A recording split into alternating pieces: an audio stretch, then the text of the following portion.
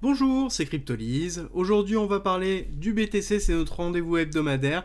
On va avoir une émission un petit peu particulière, ça va être une vidéo justement où on va discuter avant, en préambule, du dossier MiCA, qui est le dossier de loi, en tout cas la proposition de réglementation en UE de tout ce qui est relatif aux crypto-monnaies, aux cryptos actifs. Et on a eu un texte qui est sorti, qui a fuité, qui est en cours de correction. Alors on ne sait pas exactement de quand il date, là-dessus on va mettre des gros guillemets, on va s'en servir comme préambule, et ensuite on va attaquer directement la vision que l'on peut avoir au niveau du BTC, et d'ordre général les différentes méthodes, enfin en tout cas les différents scénarios que l'on pourrait avoir en fonction de la réaction du prix, et on va, je pense, discuter un petit peu de tout ça. Alors la première chose, c'est que ce rapport, donc, est disponible, notamment on peut le trouver facilement sur Twitter, mais on peut aussi le retrouver sur notre Discord. Des membres l'ont posté en anglais et en français. Alors je l'ai parcouru assez rapidement, les 159 pages qui le composent. J'avoue être un petit peu surpris par le contenu en lui-même.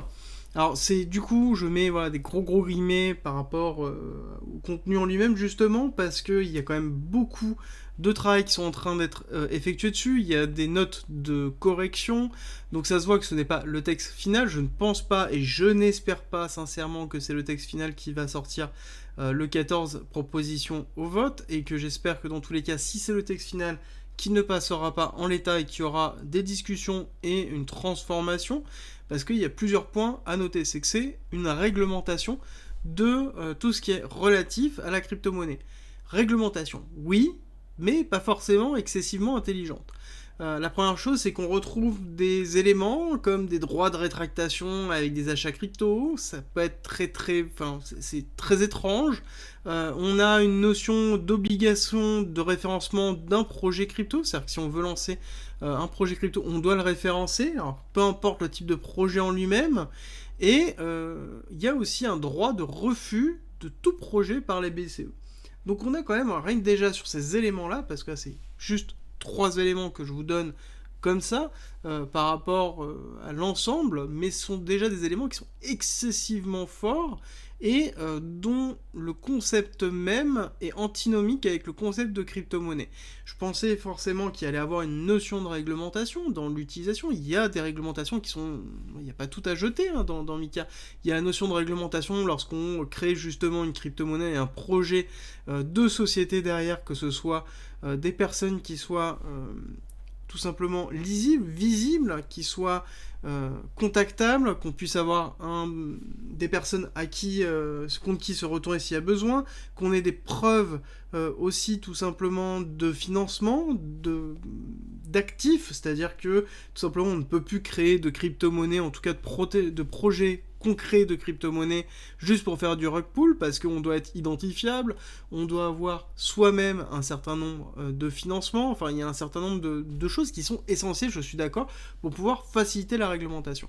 Par contre, la notion de réglementation, la notion de refus d'un projet par la BCE, parce que ça peut mettre en danger sa souveraineté, parce que c'est écrit texto dans le texte comme ça, je trouve ça très moyen, en tout cas dans l'état actuel. Il y a aussi tout un passage sur la notion de proof of work, sur lequel on pensait qu'ils allaient la supprimer. C'est pour ça que... Alors moi j'avais eu des infos, et sur Twitter il y avait quand même pas mal d'infos comme quoi cette partie-là avait été supprimée, mais elle y est encore, elle est un petit peu modifiée par rapport au texte original, certes, mais néanmoins elle est encore très présente et excessivement compliquée à maintenir. Est-ce que du coup la version qui a fuité c'est la vraie ou pas? Ça c'est déterminé. Ça, et c'est ce qui m'interroge beaucoup, et j'attendrai, je pense, dans tous les cas, la version du 14 pour pouvoir tirer mes conclusions. Ah oui, petite chose aussi, c'est pareil, la notion de securities et de token securities, elle n'existe plus. Voilà, elle n'existe plus tout simplement parce que c'est interdit d'avoir des intérêts liés à la détention d'un jeton.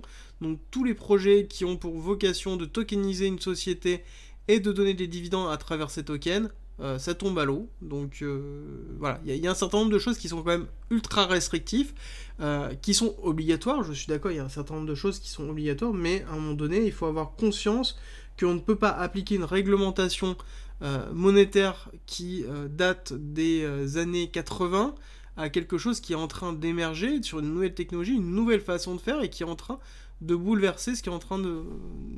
Enfin, le mode économique d'ordre général et le monde financier.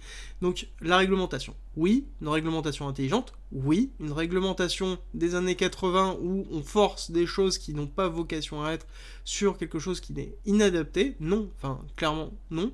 Et là-dessus, il va falloir vraiment surveiller parce que je pense que ça peut influencer énormément le monde des cryptos. Alors, on va aussi mettre un gros holà par rapport à ça. La réglementation, elle n'est pas votée. Il va y avoir des discussions. La mise en place, elle va pas se faire du jour au lendemain. Et que dans tous les cas, c'est quelque chose qui va évoluer. C'est comme toute réglementation. On peut avoir une réglementation caduque au début. Et ensuite, des réajustements qui vont se faire.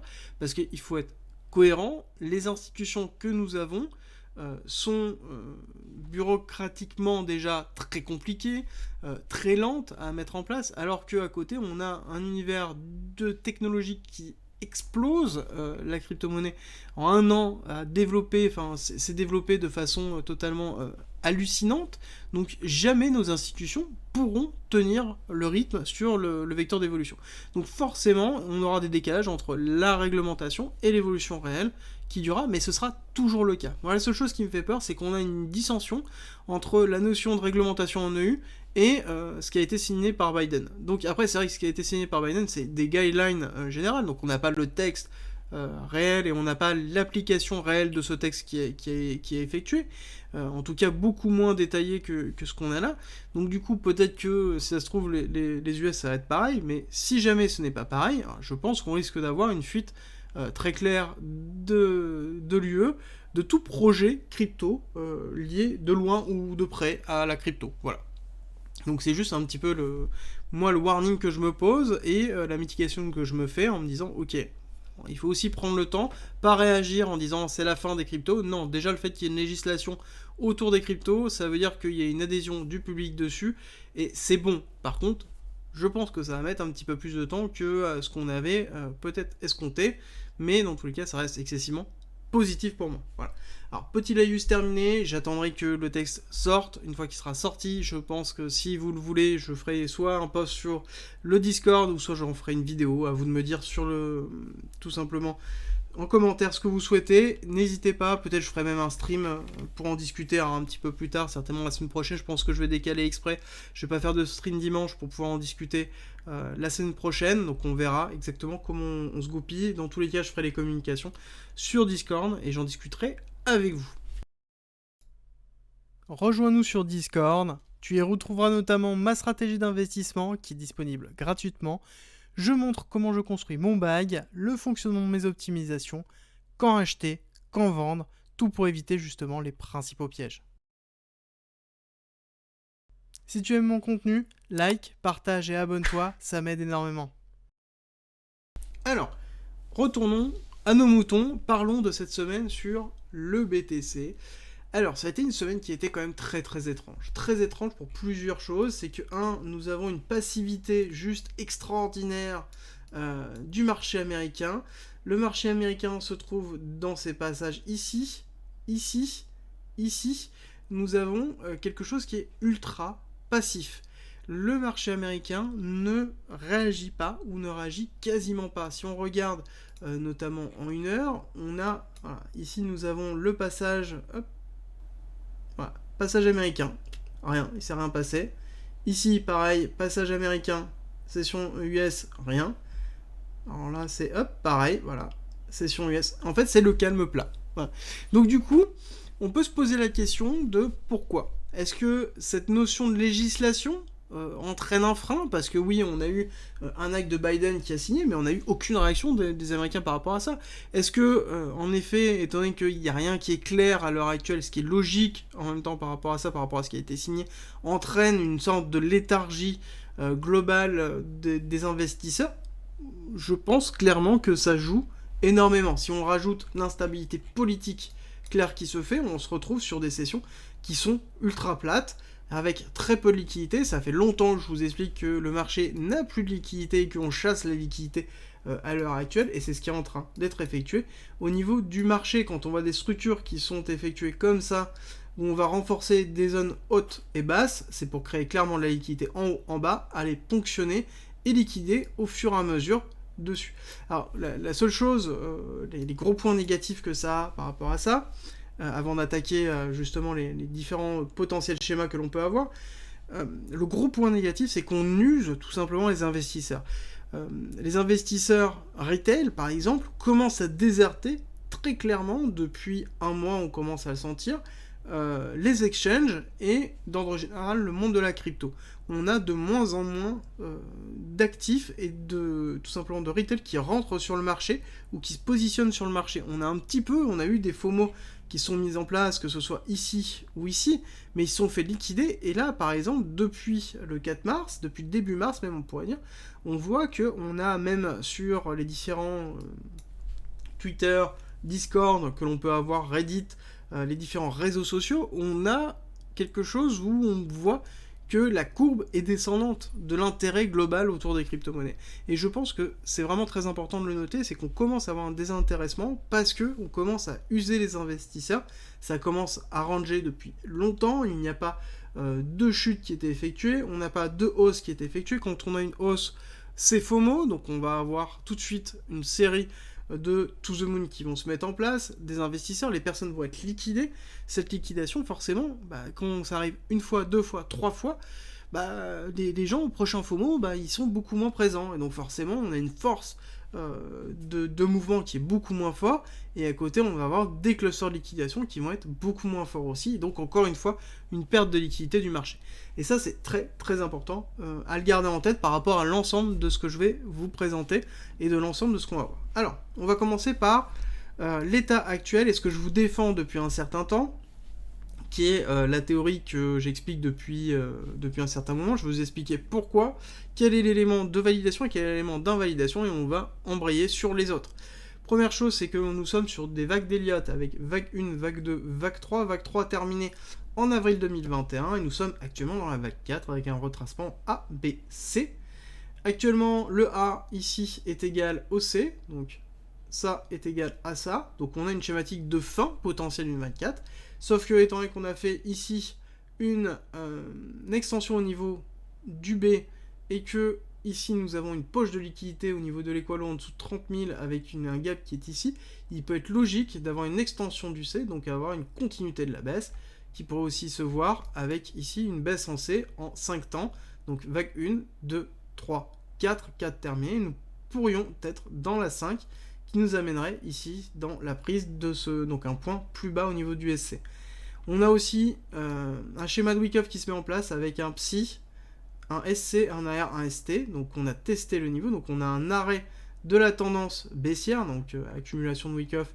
Le but c'est de repartir à la hausse, mais pour repartir à la hausse on doit créer de la liquidité, donc on arrête la tendance baissière, on renforce la tendance haussière, on teste la tendance baissière, donc les gens se placent en bas, se placent en haut, on va aller ponctionner le haut avec une mèche, donc liquider, descendre, prendre la liquidité du SC avec une mèche, et potentiellement redescendre encore une fois, prendre la liquidité du SC avec une mèche avant de partir. Le but, c'est de liquider tout le monde et partir avec un mouvement très fort, très puissant, pour créer un gros FOMO, et ensuite partir sur une nouvelle schématique. Et donc, dans notre cas, serait une vague 5, forte, avec un nouvel ATH qui se ferait, et ensuite un retracement en A, B, C. Alors ça, c'est la théorie que je vous explique depuis un certain temps et qu'on défend là-dessus.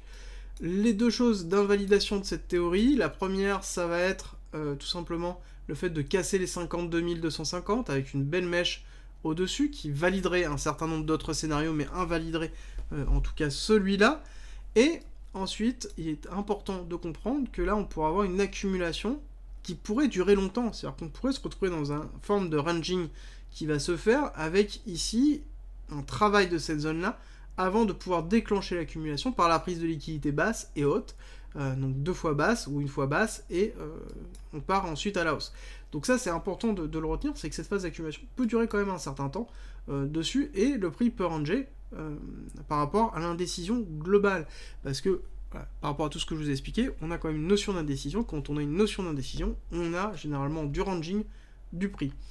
Alors, pour valider par contre cette théorie, il est essentiel qu'on casse le SC, d'accord? Si jamais on ne casse pas les 32 500, enfin 32 600, cette mèche qui est ici, parce que ça dépend, parce que je suis sur le CME, donc je suis sur le compte à terme du CME, donc c'est pas forcément les mêmes chiffres que le classique, mais globalement, si je casse pas le dernier point bas qui a été effectué, ça ne valide pas cette schématique-là. Et ça valide certainement, voilà, d'autres schémas. Alors, au niveau des autres possibilités, nous avons ici quelque chose qui est notamment défendu que je trouve assez intéressante comme schématique, qui est défendu notamment par certains membres du Discord, et je trouve que c'est intelligent comme schéma et qu'il faut le garder. C'est que nous avons eu une vague 1, vague 2 qui a été assez ancienne, qui nous a laissé ici un 3,618 pour cette vague 3, donc on a quand même une confirmation ici d'un objectif fort d'une vague 3. Nous avons eu la vague 4 qui s'est effectuée en deux temps, A, B, C, et nous avons ici une vague 5 qui correspond aussi à l'extension de cette vague 3 à 618, donc qui pourrait être tout à fait cohérent. Donc on aurait pu terminer ce schéma justement sur le dernier ATH, un schéma important qui pourrait donner derrière un retracement A, B, C, avec une cassure sur le B forcément des 52 000, et donc potentiellement un nouvel ATH, tout petit nouvel ATH qui pourrait se faire, et ensuite une redescente du C qui pourrait aussi se faire, soit avec une extension, ou soit un A est égal à un C. Voilà. Après avoir, il y a différents types de retracements que vous pourrez avoir, mais pour l'instant, c'est un peu compliqué de le déterminer. Nous sommes dans une zone de transition ici. Comme vous l'avez compris, la zone importante, c'est les 52 000, et casser en fait le dernier SC, et potentiellement casser les 30 000. Voilà. C'est vraiment les zones excessivement importantes. Le fait de terminer cette schématique-là, ça sous-entendrait que derrière, on aurait une poussée forte, donc qui nous ramène sur un trending haussier, et ensuite une correction forte qui pourrait casser justement ici les 30 000 et aller chercher la liquidité en bas. Donc qui pourrait être logique avec quelque chose qui pourrait même être assez agressif et descendre jusqu'aux 20 000, hein, parce que forcément si on liquide cette zone ici et qu'on a une capitulation globale, on pourrait descendre très bas. Donc ça, il faut le garder en tête. Donc on pourra avoir une poussée qui se fait durant cet été, et ensuite une corrélation durant l'hiver 2022-2023, pour ensuite repartir sur un nouveau schéma.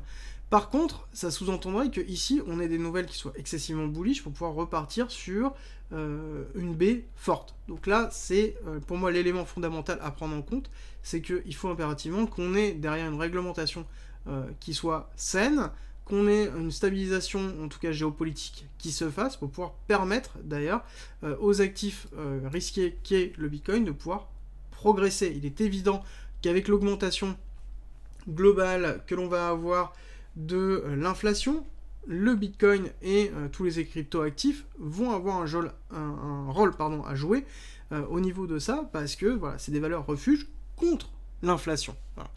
Mais c'est uniquement contre l'inflation. Donc c'est à garder en tête par rapport à ça. Donc nous avons ce schéma en tête, qui peut être validé, et uniquement validé si on casse les 52 000.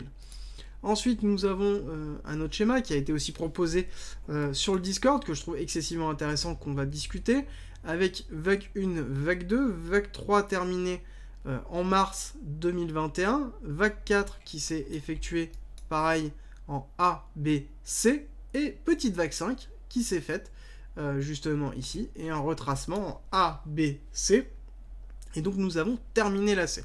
Et si on regarde, nous avons ici obtenu un objectif de 5,618, donc qui est cohérent par rapport à cette idée dans le général, et nous avons les retracements en ABC qui sont aussi cohérents par rapport à ça. Ça sous-entend quoi? Comment on peut valider ça? Actuellement, on ne peut pas valider cette théorie, parce que si on a terminé tout simplement un schéma d'Heliotis, ça sous-entend qu'on est libre de créer un autre schéma. Donc ça veut dire que à l'heure actuelle, on va rentrer, parce que quand ça se passe comme ça, on va rentrer dans une zone de range qui va se valider ici comme ça. Et donc quelque chose qui va stagner, où on va travailler cette zone-là au fur et à mesure pour pouvoir soit partir à la hausse, soit partir à la baisse. Donc soit partir sur des impulsions baissières, soit des impulsions haussières, ou partir sur un autre schéma qui ne peut ne pas être ça. Mais néanmoins, on aurait donc ici une sorte de range qui va se construire avant de pouvoir partir sur soit de l'héliotisme ou soit des autres types de vagues que l'on pourrait avoir. Et ça, malheureusement, pour pouvoir le valider, on pourra le valider que très tard, parce que il faudrait qu'on ait une impulsion 1, 2 qui se mette en place, avec potentiellement une 3 qui commence à tacler, et qu'on considère que cette 3 dépasse une potentielle 5, donc invalide toutes les autres, pour pouvoir se faire. Donc voilà, c'est celle qu'on garde un petit peu en tête, mais qu'on n'exclut pas par rapport à ça. Alors, on continue. Nous avons derrière quand même du Wyckoff qui se met en place, et c'est important de le retenir. Nous avons ici un BC ARST. Le ST a pris le BC, donc nous sommes dans une réaccumulation, et nous avons ici un saut. Donc là, nous avons quelque chose comme ceci. Donc le buy-in climax qui se trouve ici. Nous avons la R. Donc pareil, si jamais vous ne comprenez pas ce que je raconte, n'hésitez pas à passer sur le Discord. Il y a de la documentation pour comprendre mes analyses. Et voilà, tout simplement vous donner les bases. Mais néanmoins, il est important de travailler ça. Si vous ne connaissez pas Wyckoff, c'est une base de la manipulation, en tout cas de marché. Donc nous avons un BC, un AR, un ST. Le ST a pris la liquidité du BC. Donc nous sommes dans une réaccumulation, quelque chose qui a vocation à faire des plus hauts et aussi qui engendre deux choses. Première, c'est qu'on n'est pas obligé de faire, en tout cas il y a moins de probabilité de faire une prise de liquidité de l'AR. Parce que normalement nous attendons le saut. Le saut est censé descendre en dessous de l'AR, prendre la liquidité de l'AR. Donc c'est pour ça que là pour l'instant je suis toujours dans ma théorie de vaccin qui va aller prendre la liquidité de l'AR et nous valider un saut. Saut qui serait puissant et qui nous amènerait sur un UT et un UTAD, donc c'est-à-dire deux nouveaux ATH très forts qui pourraient se faire. Avec notamment quelque chose qui pourrait faire donc sur cette vague 5 qui serait découpée du coup en vague 1, vague 2, vague 3, premier ATH, retracement, vague 5, donc deuxième ATH UTAD, retracement A, B, C, et on peut partir sur une nouvelle stratégie. Donc ça c'est un peu l'idée que l'on a, donc du coup là-dessus le saut peut prendre la liquidité de l'AR, mais aussi peut ne pas prendre la liquidité de l'AR, donc on peut se retrouver ici avec un saut qui se trouve ici, et un UT-UTAD, donc avec deux nouvelles validations d'ATH. Donc il est essentiel de pouvoir se garder en tête que au niveau des schémas, pour l'instant nous sommes dans une zone d'incertitude, et d'incertitude tant du marché, ou que ce soit géopolitique au niveau de la réglementation, que même techniquement nous sommes dans une zone d'incertitude. Quelque chose où on voit un cours qui est en train de se comprimer. Ça je vous en parle régulièrement au niveau de la quotidienne. Alors si j'arrive à déplacer ça, on va y arriver. Au niveau de la quotidienne, quelque chose où je vous montre qu'on est dans une zone de compression forte, avec ici quelque chose qui est en train de se mettre en place. On va essayer de tirer quelque chose d'à peu près cohérent, mais quelque chose qui va se mettre en place comme ça. Ici, donc au niveau du cours, on voit qu'on a une grosse zone de compression qui se met. Ici aussi, nous avons une énorme zone au niveau du RSI de compression. Donc on commence à avoir une compression du momentum. Quand c'est comme ça, ça veut dire que là, on commence à avoir une grosse période d'incertitude. Alors quand ça se déroule comme ça, on commence à se dire, à se projeter, que potentiellement, ça va stagner ici, dans ce triangle de compression, au moins jusqu'à avril. Donc ça, c'est ce que je vous avais plus ou moins commencé à vous donner. Courant mai, je pense que mars, on va avoir quelque chose qui va être assez cohérent, avec un manque de liquidité, un transfert de liquidité main forte, main faible qui va s'effectuer avec une manipulation, donc une validation de l'accumulation. En avril, on peut commencer à avoir des mouvements qui vont se faire un petit peu plus agressifs, et potentiellement mi-avril, avoir soit une résolution par la hausse, par la baisse, et pareil, potentiellement même, allez, mai, pourquoi pas mai? Donc c'est un petit peu cohérent au niveau du timing qui est en train de se faire. Quand on voit une compression comme ça, c'est tout à fait logique par rapport à l'actualité qui est en cours. Alors, je ne parle pas forcément de l'Ukraine et de la Russie, même si ça joue énormément, mais c'est surtout la réglementation qui est en train de se faire.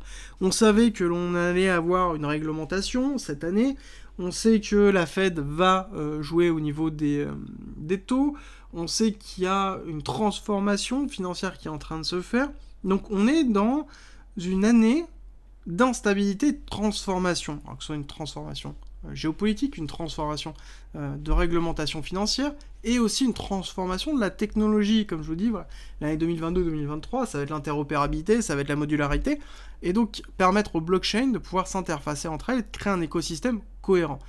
Et je pense que ça va être vraiment le principe de 2022. Donc, il va être essentiel de suivre ce qui va se passer ici. Est-ce que on va casser vers le bas, valider la vague 5 pour ensuite partir, valider cette vague 4, donc valider la vague 5 du retracement de la vague C, valider cette vague 4 pour repartir sur une vague 5. Voilà. Et ensuite repartir plus haut, ou est-ce qu'on va tout simplement ici consolider, partir par le haut? Alors est-ce qu'on cassera au-dessus des 52 000, on retracera par le bas? Voilà. Là, on est vraiment dans une notion d'incertitude, et c'est très intéressant parce que dans tous les cas, si vous devez faire des investissements, c'est le bon moment de pouvoir commencer tout simplement à faire de l'accumulation, que ça monte, que ça descende. Si vous êtes investisseur sur le long terme à faire de la DCA, bon, bah, écoutez, là en l'occurrence, que ça monte en haut, vous achetez plutôt le bas du range qui se trouve ici, le bas de l'accumulation qui est ici. Si jamais ça casse en bas, bon bah vous continuez à acheter, vous lissez votre prix vers le bas, et quand ça remontera, dans tous les cas, on sait que c'est excessivement bullish à partir du moment où on a de la réglementation qui rentre. Ça veut dire que dans tous les cas, on va avoir quelque chose qui va rentrer dans les mœurs, donc on va avoir un écosystème qui va croître, et si on a un écosystème qui croît, forcément le Bitcoin et tout ce qui est lié au Bitcoin va progresser. Et c'est ce qui va, c'est ce qu'on veut, de toute façon, dans tous les cas. Alors, est-ce que ça va progresser en 2022, 2023, 2024? Ça, malheureusement, on n'a pas de boule de cristal pour pouvoir le déterminer. Mais, en l'occurrence, on sait que ça va croître et que là, c'est le bon moment pour lisser des prix d'entrée, que ça descende ou que ça monte. En tout cas, c'est intéressant d'investir sur les crypto-monnaies si vous ne l'avez pas encore fait. Et ça, ce sera le mot de la fin et je vous dis à très vite. Merci d'être resté avec moi jusqu'au bout. Abonne-toi, partage si t'as aimé et rejoins-nous sur Discord. C'est avec plaisir qu'on t'accueillera. Et à très vite.